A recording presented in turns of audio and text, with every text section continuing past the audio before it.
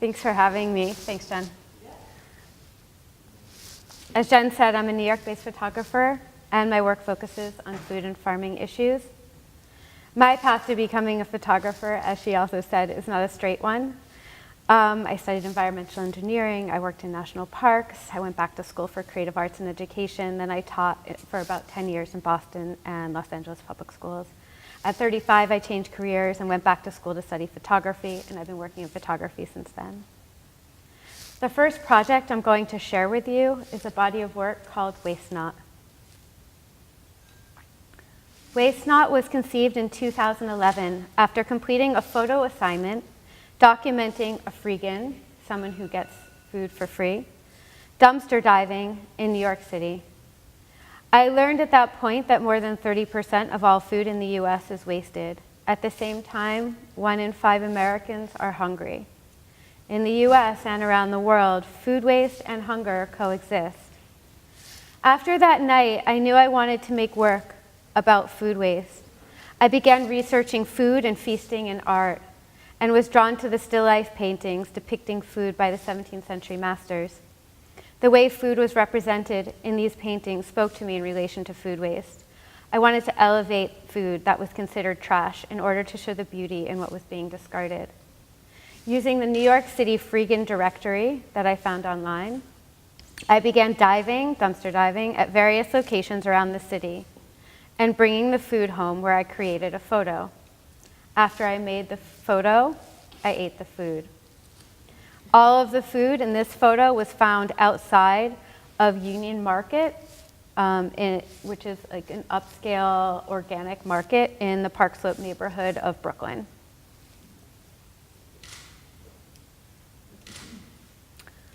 The juices and smoothies in these glasses were from a dumpster behind a distribution facility. I don't know if you're familiar with like Palm Wonderful, like the pomegranate juices.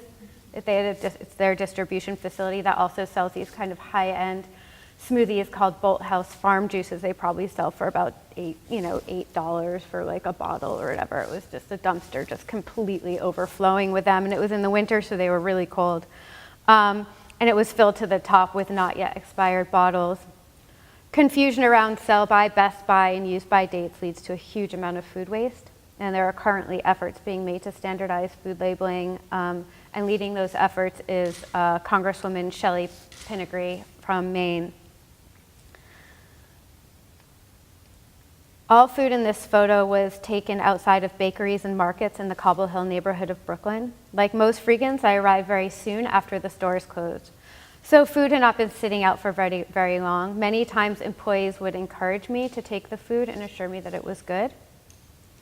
Since I don't know ahead of time what I will get on a dive, and the window of time to shoot is quite short, it can be very difficult to plan the still life. I always dive at night, then shoot the next day, and it usually takes me about 4 to 5 hours to make one photo.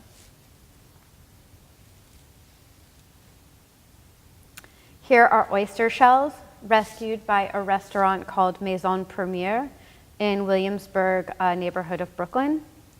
They will be picked up by the Billion Oyster Project, an organization who will then use those shells to regrow oyster beds in the New York harbor that will, 1, act as a natural filtration system and clean the water, 2, protect Manhattan from storm surge like Hurricane Sandy, and 3, teach local high school students how to oyster farm.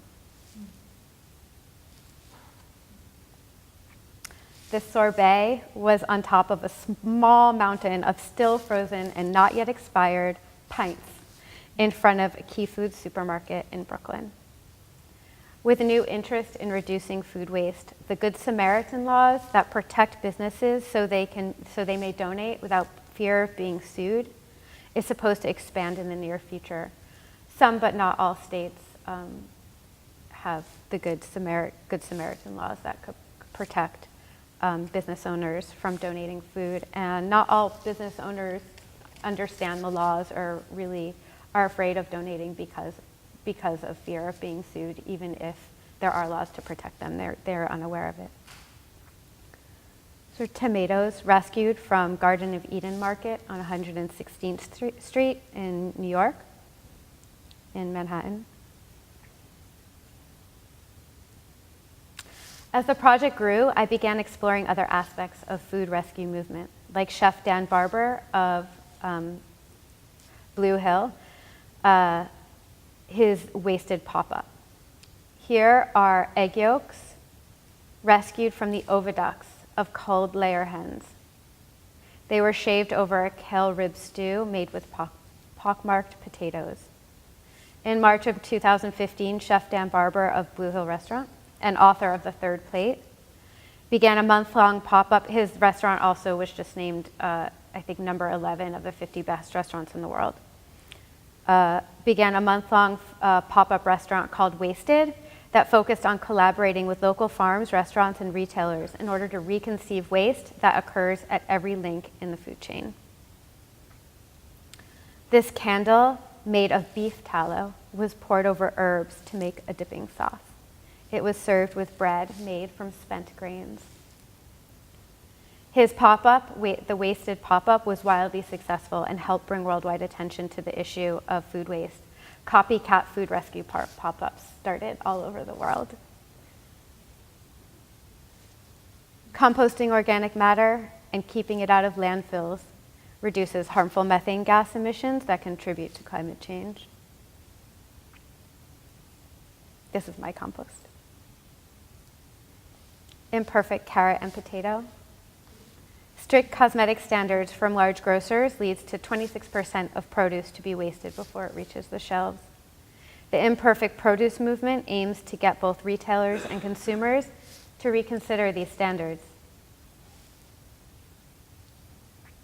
A cantaloupe rescued by City Harvest and given to New Yorkers in need at one of their mobile markets. City Harvest is a New York City-based food rescue organization working to redistribute about 55 million pounds of excess healthy food to 1.4 million New Yorkers every year. We could feed every hungry citizen if we rescued a portion of our waste and redistributed it. Finding ways to effectively redistribute surplus produce and goods is one of the largest obstacles in the fight against food waste. The chicken. The majority of my professional work in recent years has focused on farm animals. It all began with a personal project on chickens. The chicken has emerged as a mascot of the shifting views carried by the sustainable farming and good food movements. Raising backyard birds has become both a personal and political act through which people count themselves into a growing movement of citizens committed to healthful, sustainable, local, and ethically sourced food. By creating on-location studios that allowed these chickens to be photographed isolated from their environment against a backdrop, the images explore the bird as emblematic of farming practices and philosophies that aim to think more deeply about our relationship with food as an ethical decision. I found my subjects by joining backyard poultry enthusiast meetup groups and Facebook groups across the country. The sustainable farming movement has been propelled and empowered by social media, blogs, YouTube videos, and online groups where folks can share skills, experiences, and build online communities. This barred rock was photographed at a chicken coop in Brooklyn. In New York City, there's no limit to the number of hens you can raise, but no roosters are allowed. Backyard poultry enthusiasts and food rights activists in towns and cities across the country continue to fight to change their city ordinances. I hear that's happening around here. A leghorn in New Jersey, 2 Brahmas in Venice, California. The tail feathers of a silver-laced seabright. This red pile named Oliver is a modern game bird. A silky named Madonna. A portrait of a Wyandotte.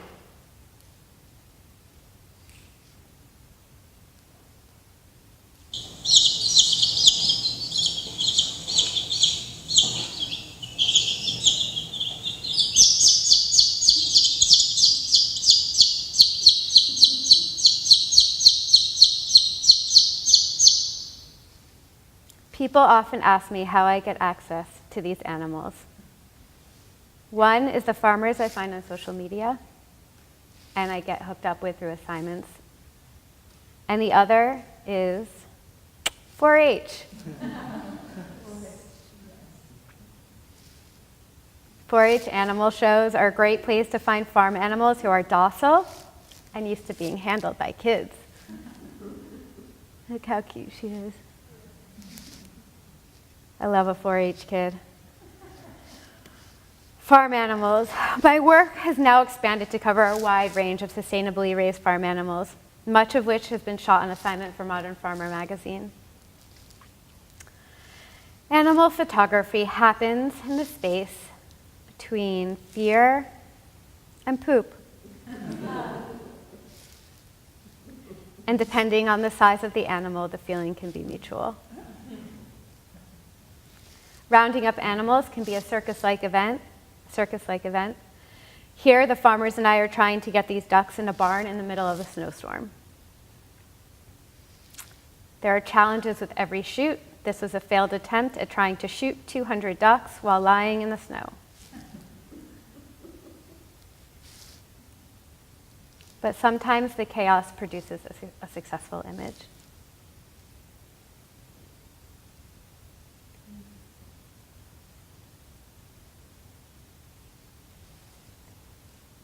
I try my best to stay patient and capture the personality in the animals I photograph.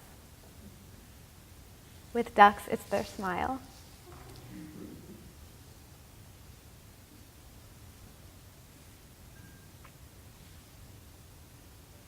I also like working with negative space.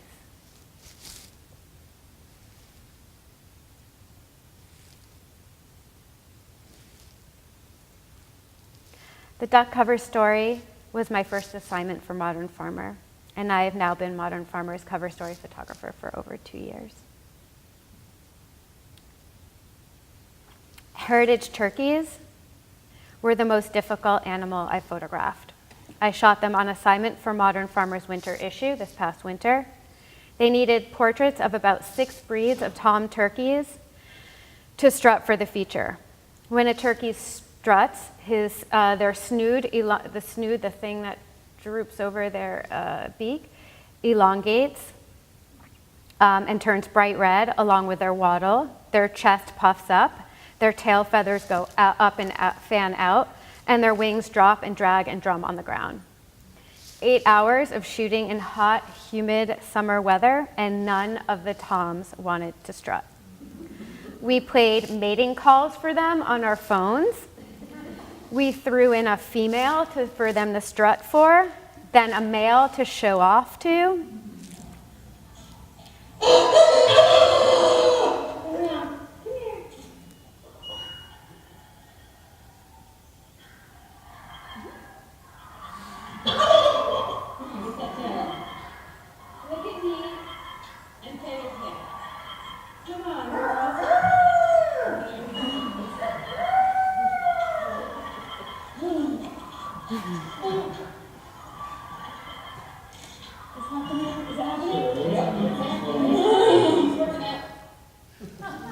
So it finally happened. Only one tom strutted. This is it, this royal palm, and this is the final cover photo image that was on the cover of Modern Farmer, and a portrait. The saddest part about photographing heritage breed turkeys was not that they did not want to strut for my camera, but realizing how depressed commercial broad-breasted white turkeys must be. This isn't a broad-breasted white. These are a male and female Spanish black heritage breed turkeys. This is a Narragansett. But after elaborate displays, strutting and drumming, the male mounts the female's back and massages her for about 10 minutes, and the cloacal kiss is about a few seconds. But 100% of commercially raised turkeys are artificially inseminated. They've been bred to have such large breasts that they would kill the female when mounting her. This is also a Narragansett. This is behind the scenes of an alpaca shoot. Alpaca are very scared and skittish animals. We had them on set in pairs to calm each other. In this case, it's a mama and baby. The farmer is on one side, and my assistant is holding a rope he can raise in case they made a run for it into the lights, which they did.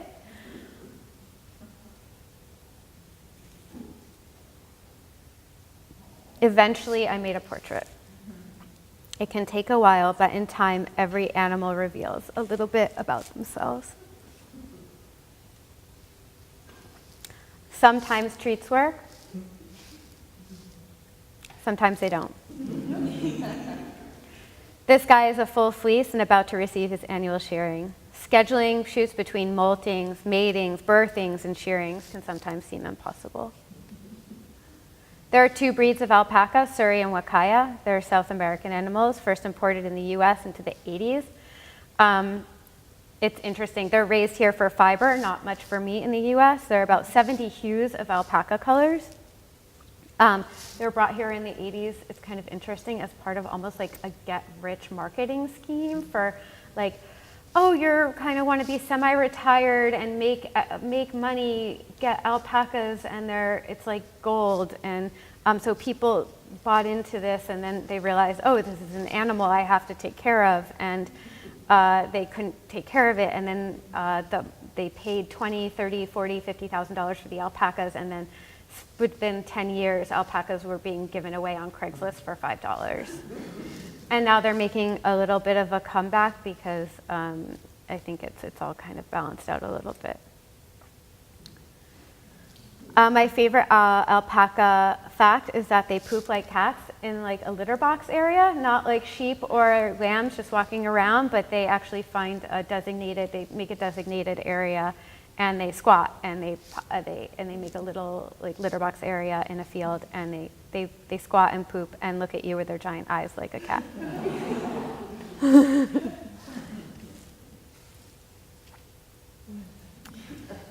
Usually on every shoot, I feel a special connection with at least one of the animals. This is my spirit alpaca.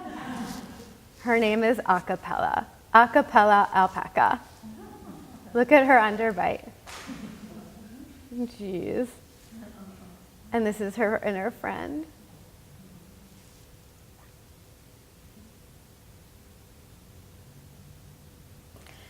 As I mentioned before, photographing animals takes a lot of patience, and sometimes you have to go through this.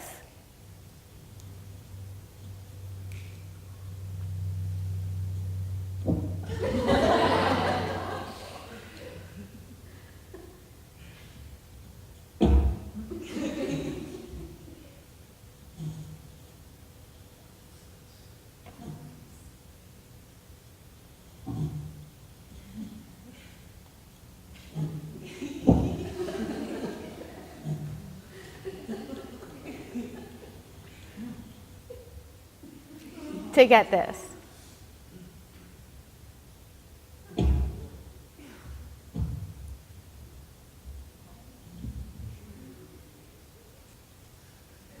The final portrait.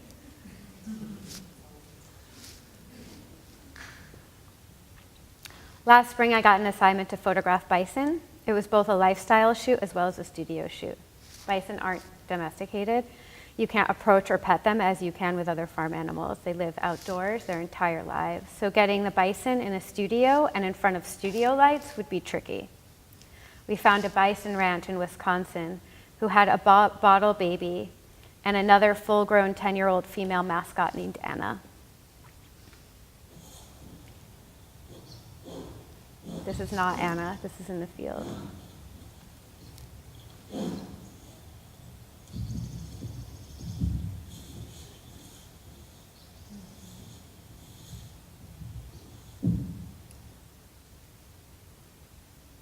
So we built a studio inside this old barn with a fenced-in area, as well as a passageway to guide the animal into the barn. The plan was for me to shoot through the bars from outside the stall. The ranchers were very skeptical whether or not this would work. Anna was surprisingly chill. She even let us dry her off with towels. It was raining outside and she was wet.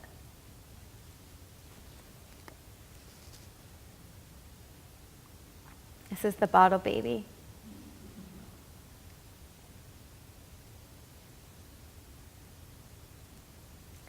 I try to learn as much about the animals as possible ahead of time, but it doesn't compare with talking with the farmers who know and love their animals so well.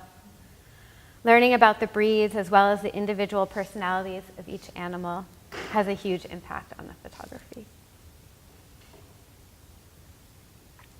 American cream draft horse, mama and baby.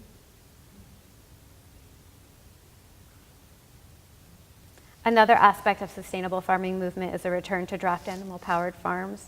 Draft animals work closely with farmers to plow fields, haul equipment, and harvest, and in the process fertilize the fields without polluting the atmosphere with carbon emissions. Animal sanctuaries are another good place to find multiple breeds. Many retired carriage horses live at Blue Star Draft Horse Sanctuary in Western Mass, where I photographed several for another issue of Modern Farmer, like this guy, Mario. They were huge. The barn was barely big enough to photograph the horses. You can see I come on site, and oftentimes I have to set up a studio in an old barn that's 100 years old and doesn't have a lot of room and is full of equipment on one side, and I just have to make it work, and there are cracks and the lights coming in and weird angles, and there's nothing. It's kind of crazy, and it's always a miracle that it works.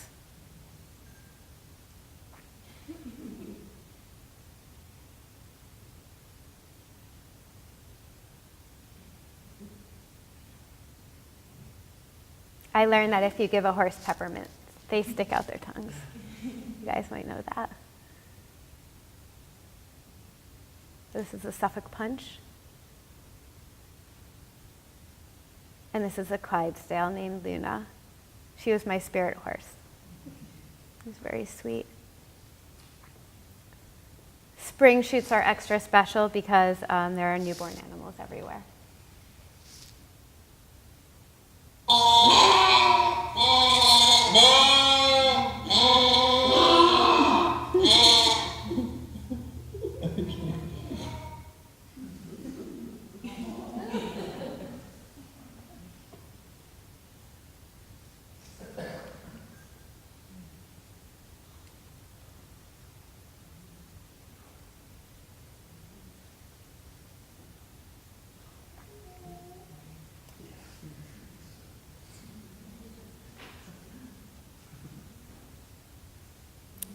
So I don't always shoot against the backdrop. I also shoot documentary and lifestyle imagery. Here are bison in the field at North Star Bison Ranch in Wisconsin.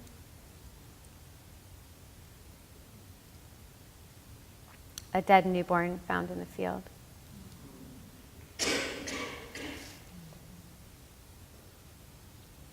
Mariel Grace making a bouquet of grasses and clover. Diverse grasslands create healthy soil, as we just talked about. Grass-fed animals produce less methane. This is Lee, the father, ranch owner, with his gun. At North Star, they practice field kills, considered the most ethical. The animal gets to live a stress-free, happy life until the last moment. The animal is put down instantly with one shot.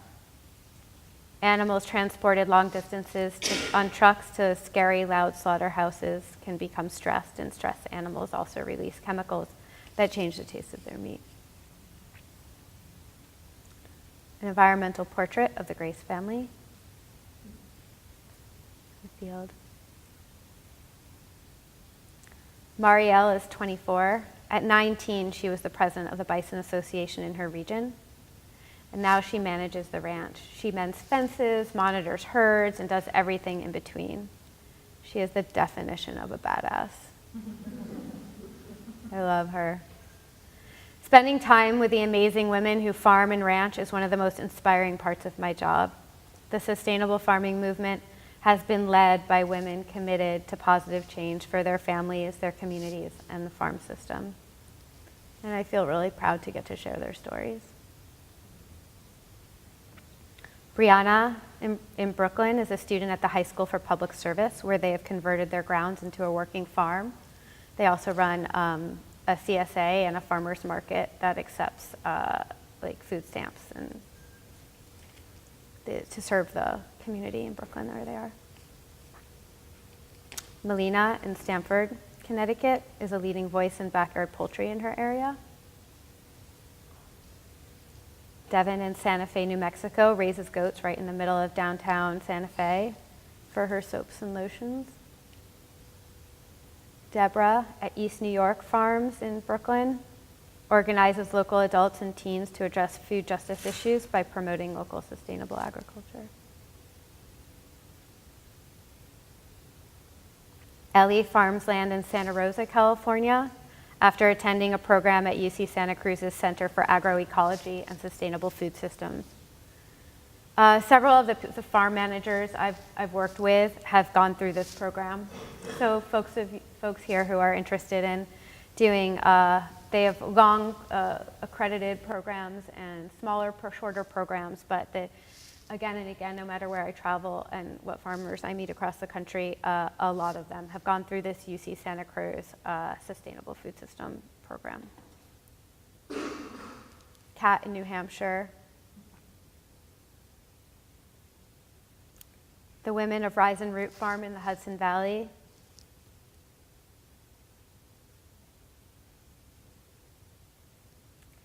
The two most important things I've learned photographing both animals and people is that in every situation, it is best when your subjects are well fed,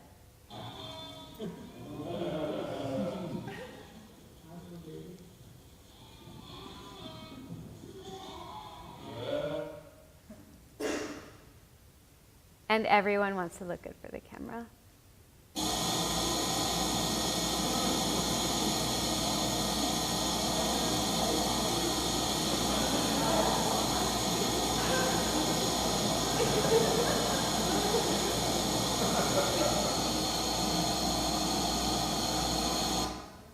Thank you.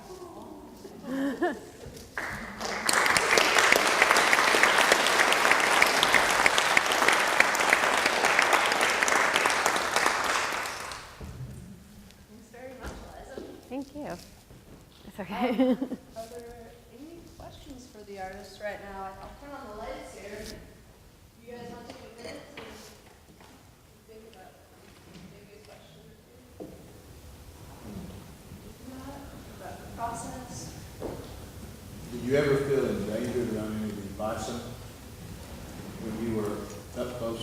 They're pretty powerful animals. They really are. I was scared at first, but I kind of got used to them. I was in the back of a pickup truck when I was in the field with them, and I did not shoot inside. I stood outside of the gate that we built we corralled them in a little pen. So I was outside of the pen shooting them. It wouldn't have been safe. But they were kind of remarkably curious and calmer than I expected. Yeah. Yeah. Did you face any serious sanitation issues with your waste not project? What do you mean? Well, with the food, were there any issues with that? No, not at all. No, it was all, so much good food is thrown away, and if you're going dumpster diving and you're going to look for food that's being discarded, you're going at a time when you know that it's right when the food has been brought out for the store is closing. You time it, so you go when the store is closing.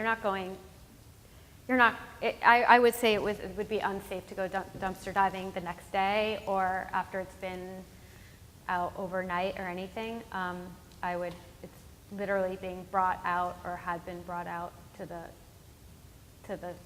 the corner, to the street within probably within half an hour of me finding it.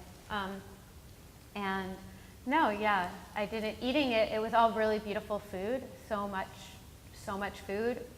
The streets of New York are at night are lined with bags of bread waste, bagel waste specifically in New York. Just bags of tons of bagels line the streets of New York at night, from probably Harlem down to the end of Brooklyn. There's tons of bread waste, and most of that just looks like just garbage bags full of bagels. You know, it's like they take all the bagels, they put it in a garbage bag, and they put it on the street, or a lot of food, a lot of kind of the bread that's like Italian, loaves of Italian bread. They overproduce a lot of it. It's air, it's very little nutrition. They overproduce. Maybe it's easier, I don't know, maybe there's not much of like a cost benefit to a baker to overproduce 5 extra garbage bags full of 5 extra huge garbage bags full of Italian bread. But usually what I would find was just a garbage bag full of loaves of Italian bread. It wasn't really mixed with anything else. And the produce I would cook, and I would cook it oftentimes, and I would make things. I'd make apple crisp, apple crumbles, banana breads. You know, I cooked with it. So, yeah. What was it like to work with Dan Barber, the world-renowned chef? Oh, yeah. It's intense. He runs a very intense kitchen. He's that guy. Yeah. I don't know. He definitely runs it's intimidating, I would say. I'm not intimidated by him, but he runs a kitchen where he's kind of like, he's irascible, I think. He swears a lot, he swears and yells a lot in his kitchen. I was maybe a little surprised by the level of that. But I think that's also like typical of like a lot of back of the house situations. I spend a lot of time photographing, working with chefs and bakers and artisans and bartenders, and a lot of my work that I didn't show tonight was also fine dining and food photography, and I travel around working with a lot of chefs and stuff in varying degrees of kind of kitchen, like back of the kitchen, back of house, old schoolness too. Yeah. But cool, like he's so cool, right? Like he's so smart and he's so intense and he's doing such good work. And if you ever are in New York and you have the chance to maybe not even eat at Blue Hill at Stone Barns, but to visit the facility at Stone Barns School for the educational, the farmland where it's located, it's in Tarrytown, New York. It's definitely worth the trip because it's an amazing space. And the food waste, the wasted pop-up was like fascinating. You know, what he was serving was things. When I showed the cold layer hens, so those were the 2 eggs, the hard-boiled eggs.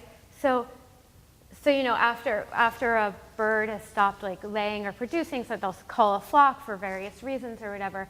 So sometimes those birds still have eggs inside of them. So it's a little intense, right?